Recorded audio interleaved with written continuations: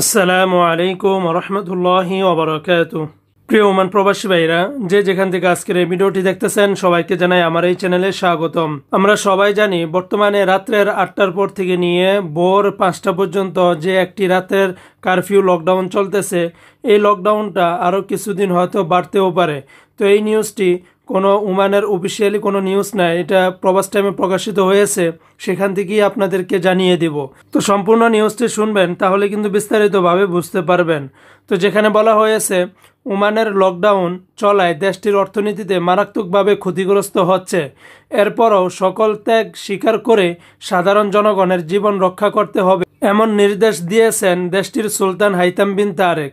বৃহস্পতিবার 15 October Oman supreme কমিটির সপ্তাহের শেষ বৈঠকে গণমাধ্যমের উদ্দেশ্যে এই কথা বলেন দেশটির স্বাস্থ্যমন্ত্রী ডক্টর আহমদ আল সাইদি।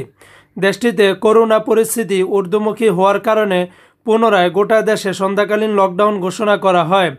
সংক্রমণের হার কমানোর জন্য 11 অক্টোবর থেকে 24 অক্টোবর পর্যন্ত রাত 8টা থেকে সকাল 5টা পর্যন্ত সমস্ত ব্যবসা প্রতিষ্ঠান ও যানবাহন চলাচলে নিষেধাজ্ঞা জারি করে সুপ্রিম কমিটি। দ্বিতীয় দফায় লকডাউন শুরুর পর থেকেই কমছে করোনার আক্রান্তের সংখ্যা, যে কারণে ওমানের অনেকেই ধারণা করছেন রাত্রিকালীন এই লকডাউনের সময়সীমা হয়তো আরও বাড়তে পারে।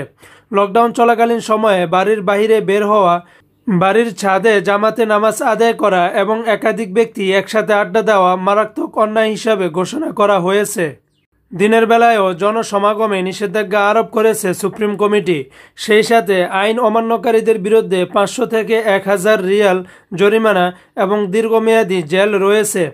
এছাড়াও প্রবাসীদের ক্ষেত্রে জেল জরিমানা সহ ওমান থেকে আজীবনের জন্য ভিসা বাতিল করে দেশে পাঠানোর মতো কঠোর আইন রয়েছে।